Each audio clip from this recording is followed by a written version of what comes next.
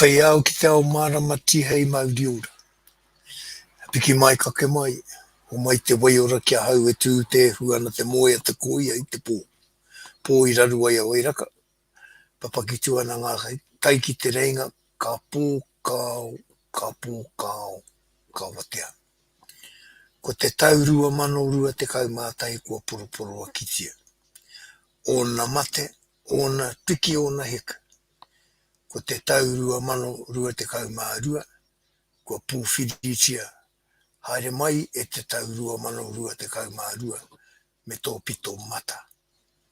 Tēnā koutou, ko hono mai ki Maniapoto FM, I roto I tēnei haoro o tērā, ki tēnei karakia tuatahi o te Nehenehenui RMC, mo te taurua mano rua te kaumārua. Haere mai tātou. Thank you for joining us this morning, everyone. And we have farewelled the year rua 2021 with all its ups and downs, and have welcomed 2022 with its potentials. And hopefully the ups of 2021 will flow through into 2022 for us all. And at this time, a special thought for our relations in Tonga Tapu, with the volcano having wreaked its havoc there. So sad that we're not able to communicate very well with those whānau, and that the whānau Tonga people throughout the world, somewhat on tenterhooks. So perhaps we might remember them in our karakia this morning, as well as our own in Te Nehenehenui, as well as our own marae people. It would appear that something good is happening with the numbers falling in terms of the COVID-19 cases. So perhaps people are taking care of each other.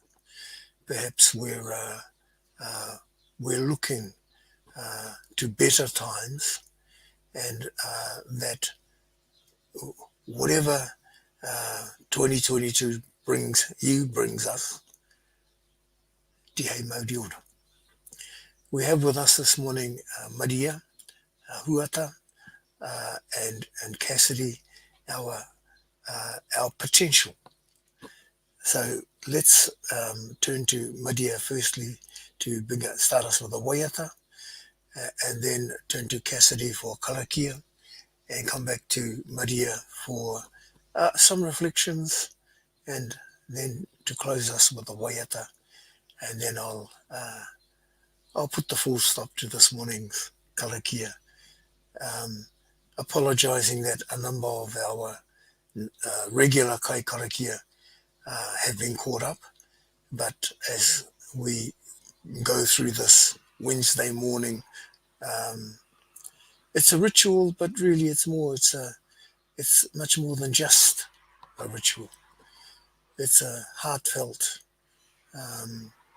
concern for each other, and in that concern for each other, perhaps these karakia and the waiata that Maria will shortly share with us will give us pause to gather our thoughts and face the new day refreshed. Tēnā hui tātou.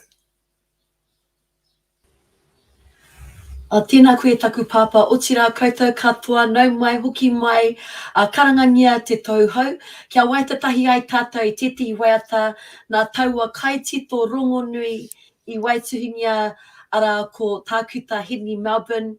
E karanga ana ki ngā āhuatanga o te tai ao, hei hiki ngā taumahatanga o te wā, he whakawāte I a tātou kia kōkiri whakamua. Ko te ingoa ko purea nei. Kia waita tahi ai tātou.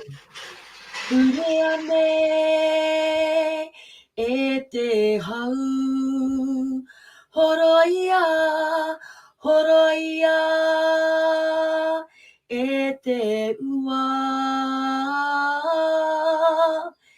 whitiria, tērā. Maya ke ngā poraruraru, makere ana ngā haere, erere, wairua erere, ki runga, ki ngā o te rangi, whitiria, tērā. Mahia ke ngā poraruraru, makere ana ngā haere, makere ana ngā haere, hure ane. Tēnā tātou.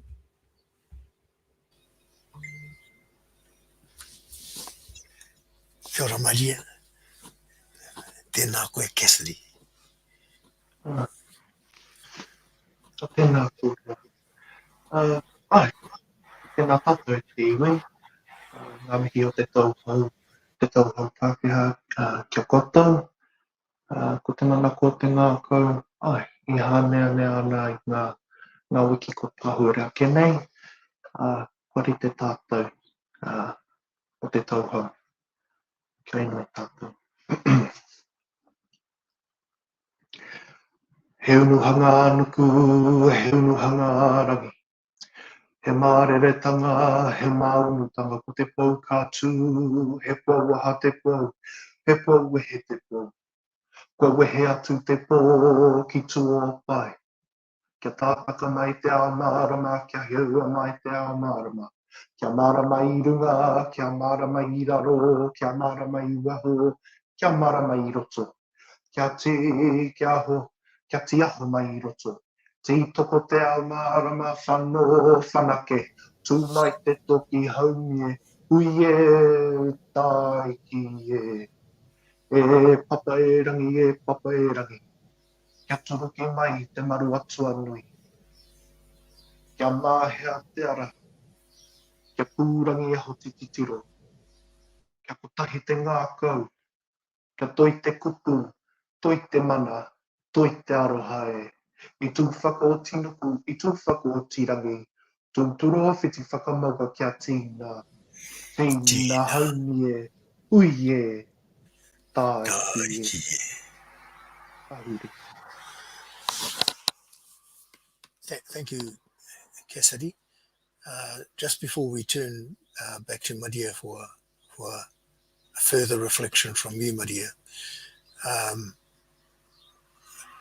we have this interesting dynamic, I suppose it is, between our beliefs in our atua Māori and our beliefs in the Christian beliefs in the atua kotahi. And I'm reminded of a documented conversation between Sir Governor Grey, Governor Sir George Grey, and Te Rangi Ka Heke of Te Arawa, where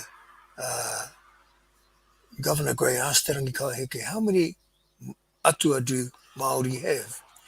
And Te Rangi Ka Heke said one.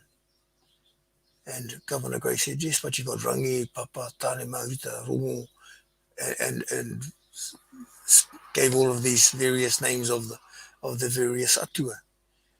And Te Rangi Ka Heke said, and yes, they are one. Because if they are not one, then the world cannot be. Tēnā koe, tama, Cassidy, whakamau mahara nei I a tātou, ki aua te kotahitanga o te whakaaro, te kotahitanga o te wairua. Hoi no. Kia ora Maria, ka huri ki a koe. Tēnā koe ngira kōrero e taku pāpa. Ai, ka whakarongia au ki ngā wā kōrero. Ko hoki ngaku mahara ki taku kraua ki te kēnana, wi te tauhuata. Koe o hoki tērā. Māma noi ho mana, te whakakotahinga ao e ruara ko te ao Māori, te ao wairua, te ao tawhito, me te rangi tāmiro, te tuitui ki te ao kiko, ki te ao hurihuri, ki te ao Pākehā. Nā reira, aha ko te momo karakia, aha ko te atua homai ki a tātou. Aneira taku hei toha ki a kaitau I tēnei ki rangi, kei te reo prāua, ana e pāna ki te aroha, ko te mea nui ko te aroha. Kia inoi tātou. Love and live. Love and give. Love and try. Love and fly. Love and dream. Love and be. Love and believe. Love and achieve. Love and exceed. Love and ascend. Love and comprehend. Love and learn. Love and discern. Love and aspire. Love and inspire. Love and desire, love and reach higher, love and ignite, love and excite, love and glide, love and decide, love and profess, love and nothing less, love and manifest, love and let go, love and trust in everything you know, for this is your show, and you only get one chance to dance the dance of the meaning of life and what it means to love. Tēnā tātou. Mi haro Maria, me te whakahoki o te mahara, ki te kupu Kīngi pōtatau te wherowhero te tūata, ki tana whakawahinga. Me tāna kupu ki tana iwi, kia mau ki te ture te whakapono me te aroha, ko te mea nui ko te aroha, aha ko hei aha te aha, aha ko hei aha te aha. Mi haro. Thank you for that that inspiration, Maria, with love, reminding us that King Pōtatau te Wherowhero at his coronation asserted to his people that we must hold on to the law, to faith, and to love. And the greatest of all these is love, no matter what. Nō reira, tēnā hui tātou. Let's close this morning with heartfelt thanks to Cassidy and to Maria for sharing those reflections and for sharing the depth of the karakia, not just as words floating in the wind, but inspirations to lift spirits. And as a closing of our morning karakia, this Wednesday, the 19th of January 2022, kia tau kia tātou katoa. Te atawhai o tō tātou ariki ai hukaraiti te roha o te atua. Te whakawhiwhinga tahitanga ki te wairua tapu. Ake. Amene. Kia ora katoa.